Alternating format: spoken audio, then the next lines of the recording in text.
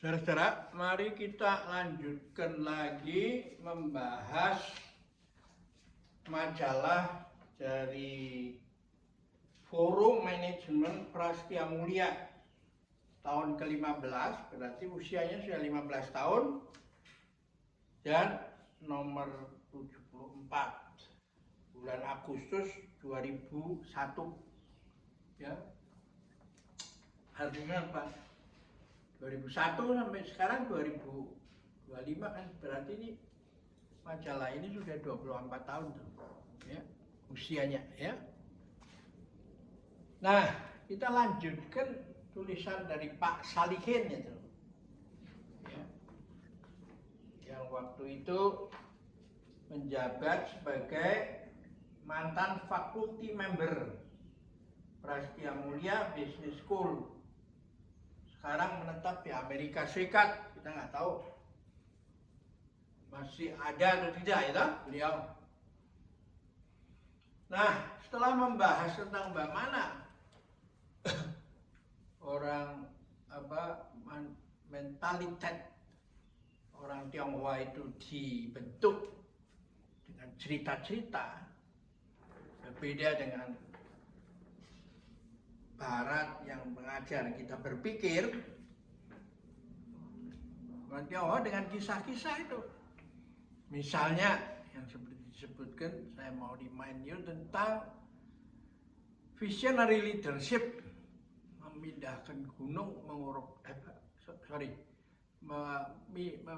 memindahkan gunung supaya dia bisa ke pasar lebih pagi sehingga bisa pulang pada hari yang sama. Satu himbauan yang diajak oleh seorang kakek tua gila yang dikenal di daerah itu, Yugong Yisan. Yugong itu Wagong itu bahasa orang kentil itu. Karena idenya macam-macam kan, mengupas gunung untuk jalan ke pasar lebih singkat, nggak usah nginep, pulang hari. Dan lalu cerita kedua yaitu seorang ibu mengasah tongkat besi supaya jadi jarum gitu. Bagaimana seorang ibu yang sederhana ingin anaknya maju, tapi kayak kehilangan, tidak punya ide. Orang sederhana, kerjanya juga pekerjaan serabutan, pembantu rumah tangga, gitu. Nah, tidak punya intelektual apa-apa kan untuk mendidik dengan konsep. Kalau kita kan senang konsep, sekolah modern di Tiongkok itu nggak satu-satunya. Yang penting adalah mentalitas. Dia menggosok batu, habis menggosok tongkat besi menjadi jarum. Sehingga anaknya tanya, "Mah, you ngapain?" Ya, dia bilang mau menjadikan jarum. Bagaimana bisa?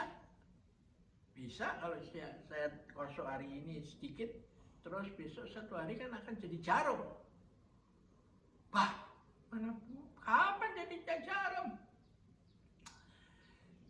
Si anak itu, si ibu itu memandangkan, ya gimana kalau kamu nggak saya sekolahkan mati-matian, ongkosin dengan menjadi buruh apa saja, buruh kasar, tapi kamu nggak pernah mau sungguh-sungguh belajar itu. Akhirnya si anak itu kaget kan, dan akhirnya menjadi anak yang baik, sungguh-sungguh belajar sehingga ilmu tambah tinggi terus, dan akhirnya bisa menjadi penerus dari Konfusius, ya. Nah, berbeda dengan konsep Barat kan, di mana yang disebut ilmu itu ya konsep-konsep, ya. Penjelasannya tentang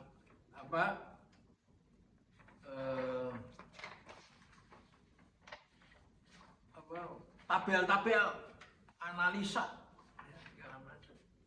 mendasarkan pada hal itu, ya. Seperti ditulis di dalam majalah ini kan, semua isinya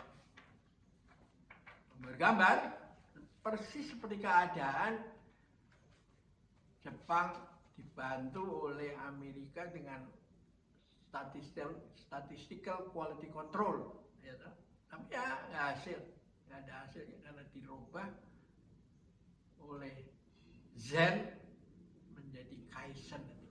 Hari ini lebih baik dari kemarin, besok lebih baik dari hari ini, ya, ya. Terus begitu, sehingga lalu dikembangkan menjadi plan do check action, plan do check action. Nah, pemikiran ini sebenarnya mempunyai akar juga di India dengan konsep Trimurti itu, apa, Brahmana sang pencipta, Wisnu sang penjaga, dan Siwa yang mendaur ulang itu, menghancurkan supaya didaur ulang. Jadi bukan kerjaan sia-sia itu daur ulang. Bukan daur ulang, itu memutar plan do check action, plan do check action. Ditafsirkan oleh orang zaman now itu.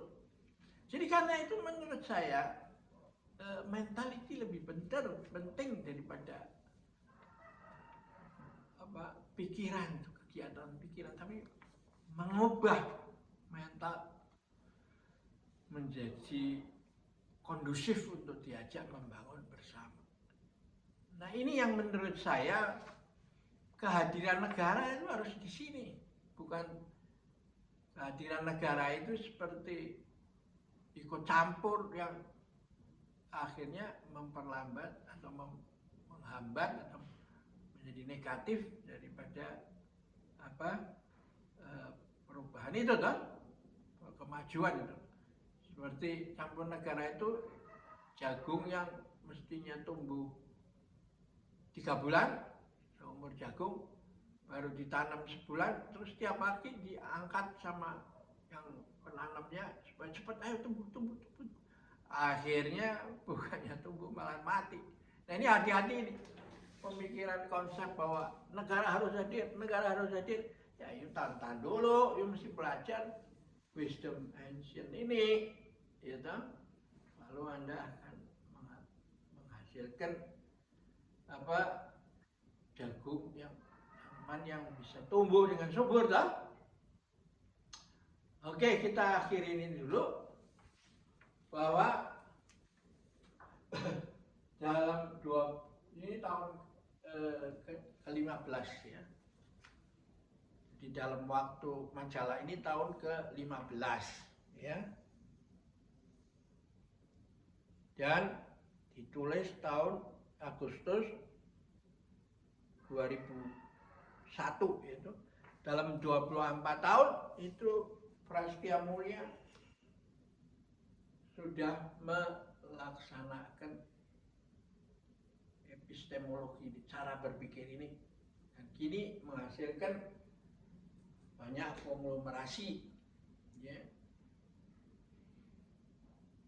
Nah, sekarang saatnya ketika Indonesia masuk abad ke teknologi informasi, bisa nggak itu menghasilkan manajer-manajer yang bisa menjadi kapten dari proses industrialisasi ini menuju negara yang setara dengan negara maju, karena bisa mengolah bahan bakunya tidak dijual dalam bentuk ton-tonan, kontrak 10 tahun, 25 tahun, tapi ya, terus akhirnya yang mendapat nilai lebih itu adalah negara industri yang menguasai teknologi, tapi kita mau menguasai itu, teknologi itu sendiri, sehingga bisa dikembangkan menjadi negara industri.